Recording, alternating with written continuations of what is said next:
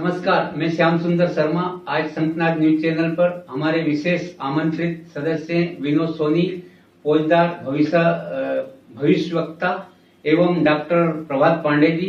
हम आज एक ऐसे विषय पर चर्चा करने जा रहे हैं जो तत्कालीन विषय है नारी शक्ति। नारी शक्ति के साथ जो संस्कृति में जो विरोधाभास पैदा हो रहा है। नारी शक्ति देश की नींव है। नारी ही देश को आगे बढ़ा सकती है, नारी ही उपार्जन करती है, नारी ही अर्जन करती है। नारी के कारण सब कुछ है। नारी है तो सब कुछ है। जैसे बेटी है तो सब कुछ है, इसी तरह से नारी है तो सब कुछ है। लेकिन नारी के संस्कार में जहां कमी आ रही है, उसके क्या प्रभाव गिरने वाले हैं। हमारे बीच में फौजदार साहब बैठे हैं, ये बताएंगे कि संस्कृति में कुरीति आने के कारण आजकल जो बच्चियां स्कूल कॉलेज में पढ़ रही हैं, एक संस्कृति में कहीं ना कहीं मैं आरोप प्रत्यारोप नहीं करना चाहता, लेकिन ज्यादातर देखेंगे आज आम चौराहे पे कोई बीड़ी सिगरेट पीते हुए मिलेगी, कोई बियर बार में मिलेगी, कोई हुक्का लंच में मिलेगी। ऐसा पुरुष के साथ भी है और नारी के भी साथ है। नारी खंधे से खंधा मिलाकर पुरुष के साथ चलना चाहती है, लेकिन कहीं न कहीं पुरुष के साथ चलने के साथ साथ जो संस्कृति में बिखराव आ रहा है, संस्कृति में मन मुटाव की स्थिति पे रही है, संस्कृति में जो कुरीति आ रही है, उस पर हम आज चर्चा करना चाह रहे हैं। सबसे पहले फौजदार साहब से ही मेरा निवेदन है कि आप बताएं कि वर्तमान व्यवस्था कैसी है, आपने क्या देखा। जी नमस्कार। अभी वर्तमान का हालात इस प्रकार से चल रहे हैं, जिस प्रकार से महिलाएं और लड़कियां आजकल की कहीं भी सिगरेट पीती हुई दिख जाती हैं आपको, कहीं हुक्का लंच में आपको दिख जाती हैं, बियर बार में दिख जाती हैं, या घर में किसी प्रकार के मदपान को करती हुई दिख जाती हैं। तो ये एक तो यह है कि संस्कृति का हनन हो ही रहा है, संस्कृति का मर्यादा भंग हो रही है। साथ ही साथ वो स्त्री जो मदपान करती है या धूम्रपान करती है या किसी प्रकार के नशीले पदार्थों का व्यसन करती है, तो जिससे उनके अंदर प्रजनन शक्ति का भी काफी कुछ नाश हो रहा है। और वो नाश तो अपनी जगह ठीक है, परंतु वो जो विकृति उनके शरीर में जा रही है, वो विकृति जो आने वाली संतानों में दे रही है, और वो संतान के कारण वो कई जगह पर चीजें बिगड़ती जा रही हैं। यहाँ हमारा देश ही नहीं, पूरा विश्व ही इस जगह से प्रभावित होता जा रहा है। जिस प्रकार से मदपान हो रहा है, जिस प्रकार से संस्कृति का खंडन हो रहा है, ये बहुत ही गंभीर विषय होता जा रहा है। क्यों? क्योंकि इससे जो स्त्री है, स्त्री जिसको माँ, बहन, बेटी कई रूपों में जाना जाता है, देखा जाता है, समझा जाता है, और सम्मान की दृष्टि से हमारे भारतवर्ष में बहुत बड़ी विशेषता दी जाती है, उनको बहुत उच्च स्थान प्राप्त है। परंतु आज स्त्री अपना मान, अपना सम्मान स्वयं घटाती जा रही है, और जो उसका मान सम्मान खुद घटाने के कारण वो सम्मान संस्कृति का खंडन होता जा रहा है, संस्कृति नाश की ओर जा रही है, पतन की ओर जा रही है। तो यह हमें समझना होगा कि जो संस्कार हैं वो लड़कियों को कितने हद तक हमें देना चाहिए। और संस्कार आज ऐसा नहीं है कि हमें एक महिला को, एक नारी को, अगर वो आगे बढ़ना चाहती है या कुछ करना चाहती है तो उसको सहयोग नहीं करना चाहिए, बिल्कुल करना चाहिए। परंतु संस्कृति को और अपनी मर्यादाओं को सामने रखकर भाई अगर वो करती है तो एक विशुद्ध नारी के रूप में जब वो निकल कर आएगी तो देश को, विश्व को तरक्की और उन्नति के रास्ते पर वो लेकर जाएगी। और बहुत ही गंभीर रूप से वो अगर देखा जाए, उन्हें समझा जाए कि वो स्थितियां अगर देखा है तो नारी ही आज अपना शोषण वो स्वयं करती जा रही है। जितना वो फ्रीडम की ओर जा रही है, स्वतंत्रता की ओर जा रही है, उतनी वो बंधन में बनती जा रही है। आज रोग की मात्राएं, जो कैंसर की मात्राएं जो महिलाओं में अधिक हो रही है, वो भी इसी प्रकार का एक देन है। जिस प्रकार से मादक पदार्थों का उनके शरीर के अंदर जाना हो रहा है। और जो अभी महोदय जी ने कहा कि एक स्त्री पुरुष का कंधे से कंधा मिलाकर चलती है, और चलना भी चाहिए, वो उसका नैतिक अधिकार है, परंतु वो पुरुषों की बुराइयां भी सीखती जा रही है। ये बहुत ही चिंता का विषय है, बहुत ही खराब चीज ये सामने उनके अंदर आ रही है, जो उनके लिए ठीक नहीं है। और संस्कृति क्या, पूरे किसी भी क्षेत्र में अगर चले जाएं तो नारी आज हर क्षेत्र में, चाहे वो पायलट के हो या एक ऑफिस की छोटी सी कर्मचारी हो, हर क्षेत्र में नारी कंधे से कंधा मिलाकर अपना योगदान दे रही है। परंतु यदि नारी संस्कृति के साथ अगर बंधी है तो कहीं ना कहीं बहुत अच्छा रूप बाहर निकल कर आएगा। हमारे आने वाली पीढ़ी बहुत अच्छी संभल के रहेगी, क्योंकि जो संतान को संभालने का, उनको परवरिश देने का, उनके अंदर संस्कार डालने का काम जो नारी करती है, अगर वो नारी ही अपना अस्तित्व बिगाड़ देगी तो हम कहीं ना कहीं संस्कृति को खो देंगे, हमारी संस्कृति का सम्मान हम खत्म कर देंगे, हमारी संस्कृति निढाल होती जाएगी। और संस्कृति को बचाना है तो नारी को सुसंस्कार के साथ उसको बचाना होगा। निश्चित रूप से फौजदार जी, आपने बहुत बेहतर बात कही। नारी को अपने संस्कार को बचाना होगा। नारी अगर आगे बढ़ेगी, नारी संस्कारवान होगी तो देश संस्कारवान होगा। पांडे जी, एक चीज बताएं, नारी आज बराबरी का अधिकार संविधान में भी मिला और दूसरे देशों में भी और हमारे देश में भी नारी को बराबर सम्मान मिलता है और नारी आज बराबरी की दौर में खड़ी है। नारी सुरक्षा की दृष्टि से देखें तो नारी आज बाउंड्री पे देश की सुरक्षा में लगी हुई है। नारी हवाई जहाज उड़ा रही है, नारी बहुत आगे बढ़ रही है। नारी ने एवरेस्ट पे भी चढ़ा, नारी आकाश में भी गई। तो नारी कहीं ना कहीं उन्नति का एक मार्ग है, लेकिन नारी को बिगाड़ने का जो श्रेय पुरुष को दिया जाता है, कहां तक सही है? क्या पुरुष नारी को बिगाड़ रहा है या नारी पुरुष को बिगाड़ रही है? जो संस्कृति में घोलमेल, जो जहर घुल रहा है, संस्कृति के नाम पे जो जहर घुल रहा है, कुछ स्त्रियां, जो मैं आरोप प्रत्यारोप नहीं, कुछ नारियां जो सरेआम हुक्का बारों में और इसमें देखी जा रही मादक पदार्थ का उपयोग कर रही है, क्या इसमें अकेली नारी का दोष है कि पुरुष का भी दोष मानते हैं? आप दोष किसका मानते हैं? बिल्कुल, निश्चित रूप से दोष पर हम बाद में चर्चा करेंगे। पहले इसके पीछे क्या कारण है, नारी इतनी स्वच्छंद क्यों हो रही है? इसका मुख्य कारण हमने अपने संस्कारों से दूर चले गए हैं। हमने एकल परिवार शुरू हो गए हैं। अब दादा दादी, नाना नानी, चाचा चाची, मामा मामी, किसी का दखल नहीं है। परिवार, हर एक परिवार में आप देखिए माता पिता हैं, 2 बच्चे हैं या 1 बच्चे हैं। तो और माँ बाप ऐसे हैं, पिताजी नौकरी कर रहे हैं, माताजी नौकरी कर रही हैं, बच्चा अकेला रहता है। और इंटरनेट का जंजाल ऐसा है, पोर्न साइट, जो गंदी चीजें हैं, आप देखिए हम लोग गंदी चीजों की तरफ जल्दी आकर्षित होते हैं।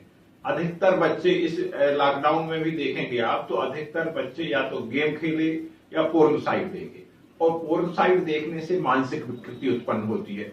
उसका दुष्परिणाम ये होता है कि वो अपनी विकृति निकालने के लिए या तो हुक्का बार जाएगी, या शराब का सेवन करेगी, या मद्यपान करेगी, धूम्रपान करेगी, या अन्य जो ड्रग्स वगैरह की तरफ भी, जैसा हमने अभी देखा है फिल्मी दुनिया का ड्रग्स का कितना बड़ा रैकेट उजागर हुआ है। तो कहीं ना कहीं हमने संस्कारों को छोड़ दिया है। तो पहली बात तो उसमें नारी समान रूप से दोषी है, पुरुष तो दोषी है ही है, क्योंकि पुरुष माता पिता अपने बच्चों को जब तक एक तरह से संस्कार नहीं देंगे तो बच्चे ऐसे ही बिगड़ेंगे। फिर आप देखिए कितना, जो पहले होता था कि एक मर्यादाएं होती थी, अब मर्यादा, माँ बाप, भाई बहन, सारी मर्यादाएं खत्म हो चुकी हैं। भाई आपको गाली दे, आज का जो लैंग्वेज है, आजकल के नए बच्चों की या बच्चियों की, महिलाओं की भी बात करें तो जो आप कल्पना नहीं कर सकते उस लैंग्वेज में गाली देके, कुछ ऐसे विशेष शब्द रहते हैं जो सिर्फ पुरुष इस्तेमाल करते थे गालियों में, आजकल मैं देखता हूं महिलाएं इस्तेमाल करती। फिर दूसरी चीज, ये जो विकृति या जो मद्यपान या जो इस टाइप से हो रहा है, तो उससे सबसे बड़ा दुर्भाग्य हो रहा है कि महिलाओं और पुरुषों में भी इम्पोटेंसी बढ़ रही है। इम्पोटेंसी इसी विकृति के कारण, क्योंकि वो स्वच्छंद दुनिया में, काल्पनिक दुनिया में रहते हैं, इंटरनेट की दुनिया में रहते हैं, तो डूब जाते हैं उसमें। तो इसलिए कहीं ना कहीं दोष सभी का है, समाज का भी दोष है, समाज भी दोषी है, माँ बाप भी दोषी हैं। और इसमें ये नहीं कहा जा सकता महिलाएं तो दोषी हैं ही हैं, क्योंकि कई ऐसी महिलाओं को भी मैं जानता हूं, वो जानते बूझते ही करते, उनको मालूम है इसके दुष्परिणाम है, लेकिन उनको करना है। कहीं ना कहीं पांडे जी, आपकी और फौजदार साहब की बातों से ये अर्थ निकल के आया कि एक तो संयुक्त परिवार का नहीं होना भी, मतलब इस संस्कृति में विखंडन की स्थिति निर्मित हो रही। वहीं हम दो हमारे दो, हम दो हमारे एक की स्थिति भी आज देश में जनसंख्या अधिनियम, रोक अधिनियम की भी बात उठ रही है। ऐसे में रिश्ते भी खत्म हो जा रहे हैं। जैसे आपने बोला दादा दादी, अब है ना आगे जो हम दो हमारे दो या हम दो हमारे एक की स्थिति निर्मित होगी तो बहुत सारे रिश्ते ही खत्म हो जाएंगे। जैसे भाभी का रिश्ता खत्म हो गया, नानी का रिश्ता खत्म हो गया, बहन का रिश्ता, मौसी का रिश्ता, चाचा का रिश्ता, देवर का रिश्ता, देवरानी का रिश्ता, ऐसे सारे रिश्ते धीरे धीरे आने वाले समाज में भूलते जाएंगे। तो आप कहीं ना कहीं आप लोग भी इसको मानते हैं कि संयुक्त परिवार होना बहुत जरूरी है? पहले नारी महत्वपूर्ण होती थी, आपने देखा हमारी संस्कृति में ये पढ़ाया जाता था कि सत्यवान सावित्री, सावित्री इतनी महान थी कि उन्होंने अपने पति की मौत होने के बाद भी उनको वापस ईश्वर से जिंदा कर लिया। झांसी की रानी, ऐसी कई वीरांगना है देश में जो मतलब ना लक्ष्मीबाई जैसी वीरांगना है जिन्होंने देश के आजाद करने में, दुर्गावती जी जैसी बहुत सारी नारियां ऐसी है जो आज इतिहास में हम उनको पढ़ते हैं, उनके बल को पढ़ते हैं, उनसे समझते हैं। लेकिन ऐसा क्या है वर्तमान समय में, ऐसी नारियों ने जब देश को, समाज को एक दिशा दी, आज ऐसे क्या कारण बन रहे हैं कि वो नारी कहीं ना कहीं अपराध की दुनिया में प्रफुल्लित हो रही है? बिल्कुल निश्चित रूप से संयुक्त परिवारों का जब विघटन हुआ तो उसने संस्कारों को छोड़ा, तो संस्कारों को जब छोड़ा तो नारी कहीं ना कहीं, जैसा आपने कहा, हम दो हमारा एक कंसेप्ट में हम चल रहे हैं, या तो या एक लड़का होगा या एक लड़की होगी, तो सारे रिश्ते और सारी धुरी जो संस्कारों की धुरी माँ रहती थी। अब माँ आपकी वर्किंग है, माँ ही संस्कारित नहीं होगी तो वो बच्चों को कैसे संस्कार दे पाएगी?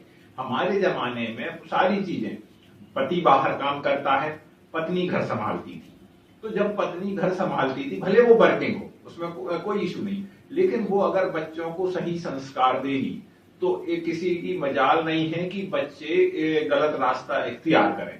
लेकिन आज क्या हो रहा है कि बच्चों में एकांगीपन आ रहा, अकेलापन। आप देखिए डिप्रेशन इसीलिए आ रहा है कि बच्चा घर में अकेला है, सुबह 10 से 5 माँ बाप नौकरी कर रहे हैं या अन्य कार्य कर रहे हैं या बिजनेस कर रहे हैं, जो भी कर रहे हैं, लेकिन बच्चा आपका 8 घंटे जब अकेला रहता है तो वो कई बार कुछ देर तो वो अच्छी बातें करेगा, लेकिन फिर कहीं ना कहीं दोस्त यार संगत इन सब का उस पर प्रभाव पड़ेगा और गलत चीजें जल्दी इख्तियार होती हैं। इसलिए इसका मतलब ये हुआ, आया और झूला घर परवरिश बच्चों की जो संस्कार माँ और पिता से मिलते थे, दादा और दादी से मिलते थे, वो नहीं मिल पा रहे हैं। अब ज्यादातर संस्कार अगर मिल रहे हैं तो आया से मिल रहे हैं या झूला घर से मिल रहे हैं। ये भी एक कारण मेरे हिसाब से महत्वपूर्ण है। और संयुक्त परिवार में जब रहते थे तो दादा दादी के संस्कार मिलते थे, माता पिता के संस्कार मिलते थे। अगर परिवार का मुखिया या परिवार की नारी अगर कोई धंधा पानी या बिजनेस या नौकरी करती थी तो चाची से उसको संस्कार मिलते थे, नंद देरानी से संस्कार मिलते थे। संयुक्त परिवार में रहने से बच्चे की परवरिश कोई भी परिवार का सदस्य करता था। लेकिन वर्तमान युग में बच्चे की परवरिश जो हो रही है वो कहीं ना कहीं आया और झूला घर के माध्यम से हो रही है। ये भी एक कारण मानते हैं क्या आप भोजदार जी? आप बताएं कि इसका निदान क्या हो सकता है? जी, पहले जैसे हुआ करता था दादा दादी की कहानियां, एक हम सुना करते थे, दादा दादी की कहानियां। एक बच्चा होता था, दादा दादी से बहस करता था, उनसे कहता था कि मुझे कहानी सुनाओ, मुझे ये कहानी सुनाओ या वो कहानी सुनाओ, या किसी न किसी प्रकार की कहानियां वो सुनता था, जिससे वो एक संस्कार का संचय उसके दिमाग में होता था और उसको एक आत्मीयता का अनुभव भी होता था, एक अपने ऊपर किसी की छत्रछाया का अनुभव भी होता था। और आज वो छत्रछाया देखें तो आज विहीन हो गई। आज वो दादा दादी से मिलता है, लेकिन आज का बच्चा दादा दादी से मिलने के बाद जो एक संस्कारित होता था, जैसे आज हम या हमारे जैसे इस एज की उम्र के आए हुए के जितने लोग हैं वो आज भी अपने दादा दादी को सम्मान देते हैं कि जो भी उनसे अपने से जो बन सकता है वो कर सकते हैं। लेकिन आज के बाद की जो पीढ़ी है वो आज दादा दादी को उस प्रकार से सम्मान नहीं दे पा रही है और ना उसके अंदर उतनी आस्था है। दादा दादी आ गए हैं, 2 दिन के लिए आ गए हैं, तो उसके लिए एक भारीपन सा लगता है कि क्यों आ गए हैं, और उनका टोकना टाकना उसे पसंद नहीं होता है। जो कि एक समय में होता था कि दादा दादी ने कुछ बात कह दी तो वो पत्थर की लकीर होती थी और वो सर्वमान्य होती थी, जो कि संयुक्त परिवार में होती थी। और एक नायक हुआ करता था, परिवार का एक मुखिया होता था जो नायक होता था, जो दादाजी बाबा जी या उन्होंने जो कहा वो पत्थर की लकीर मानी जाती थी। आज एकाकी परिवार है, आज हर कोई एक व्यक्ति अपने आप में सेपरेट रहना चाहता है, खुद अपने आप में मस्ती करना चाहता है। तो जैसे ही उनका विवाह होता है तो वो आपस में भी कई सारे विवाद स्फुटित हो जाते हैं, वो दोनों अलग अलग होना, सेपरेशन होना, ये चीजें शुरू हो रही हैं। और यही संस्कार जब उनके बच्चों पर जाते हैं तो उनके ऊपर भी विकृतियां हावी होती हैं, उनको भी रिश्तों की अहमियत उनको नहीं पता चलती है, वो भी एकाकी रहना पसंद करते हैं, अकेले रहना पसंद करते हैं, या कहीं मित्र मिल गए हैं तो मित्रों के साथ। और क्या होता है, एक मानव स्वभाव है, अगर जब वो अकेला होता है तो उसके दिमाग में कुरीतियां जन्म लेती ही लेती हैं, रीतियां जन्म नहीं लेती हैं। रीतियों से फिर वो भागता है। और आज यही एक विषय बन गया है, जब महिला जब कामकाजी हो रही है, कामकाजी होने के साथ साथ वो इतना ज्यादा आज लोड हो रहा है उसके ऊपर भी, और इतना ज्यादा लोड होने के बाद वो घर पर पूरा तरीके से अपना ना बच्चों पर ध्यान दे पा रही है, और झूला घर या इस प्रकार की चीजें आया, ये उसी की देन है कि उनको इनका अनुसरण करना पड़ रहा है। अब वो जैसा संस्कार डाल रहे हैं वैसा उनके अंदर होता जा रहा है और वो चीजें बिगड़ती जा रही हैं। तो ये अब जो आगे की जनरेशन है, आगे की जो पीढ़ी है, वो जो आगे जो जिस प्रकार का भविष्य निर्माण कर रहे हैं, वो आप हम जैसे लोगों के लिए अब ठीक नहीं है। इसलिए आज भी समय है, अगर हम थोड़ा सा संस्कारवान हो जाएं और आज की पीढ़ी को हम संस्कार सिखाने में सफल हो जाते हैं, तो कहीं ना कहीं हम अपने आप को हम बचा सकते हैं, हम अपनी चीजों को बचा सकते हैं, हम अपनी मर्यादाओं को बचा सकते हैं। अन्यथा हम तबाही की ओर तो बढ़ ही चुके हैं। देखो, लेकिन है ना, कहीं न कहीं ये नतीजा परिणाम से देखने को सामने आया। कई उदाहरण ऐसे हैं कि नारी ने पुरुष के लिए, समाज के लिए बहुत बड़ा त्याग किया।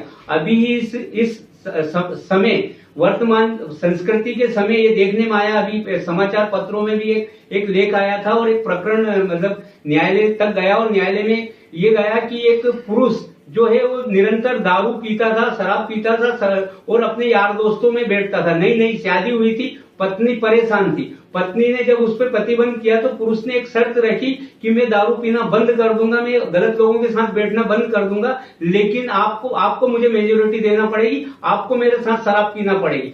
पत्नी ने पति को सुधारने के लिए शराब पीना स्वीकार किया और वो 1 साल तक शराब साथ में बैठ के पीने लगे। अचानक ऐसी स्थिति निर्मित हुई कि पति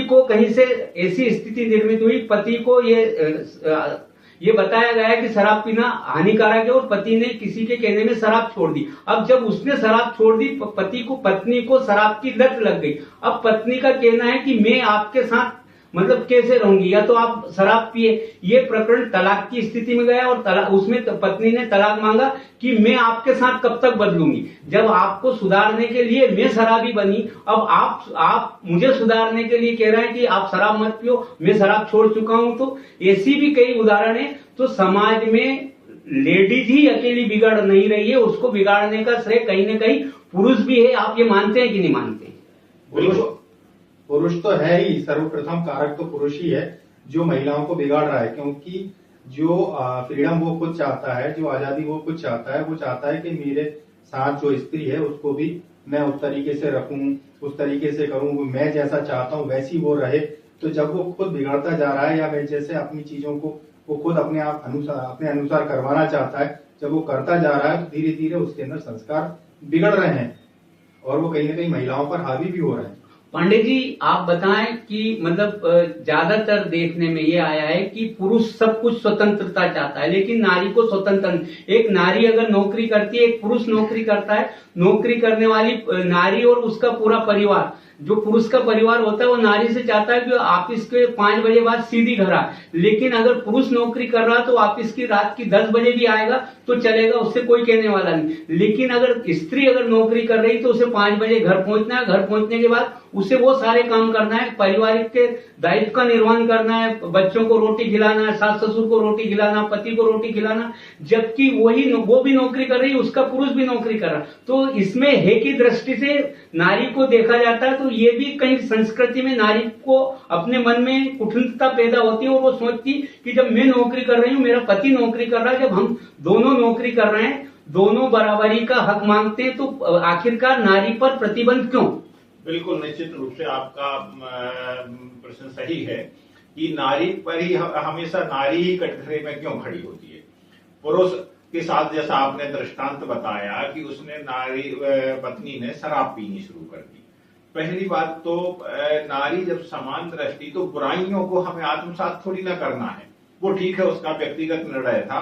उसके बाद फिर अगर मान लो हम घूमते हैं, हम मान लो कहीं घूमने जा रहे हैं, तो हमारा घूमना तो सही है, लेकिन यदि नारी घूमती है तो हम उसको गलत दृष्टि से देखेंगे।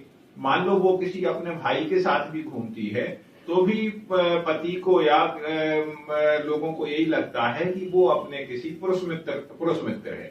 तो ये कहीं ना कहीं हमेशा पीढ़ियों से नारी को ही कटघरे में खड़ा किया गया है। लेकिन अब वर्तमान में चूंकि बराबरी का मामला चल रहा है, तो कहीं ना कहीं पुरुष को नारी के एक कंधे से कंधा मिला के, जैसा कहते हैं कि नारी को सपोर्ट करना चाहिए। जिन जिन पतियों ने या पुरुषों ने महिलाओं को सपोर्ट किया है वो अपने सर्वोच्च शिखर तक पहुंचते हैं। बहुत सारे उदाहरण हैं, आप देखते हैं समाज में।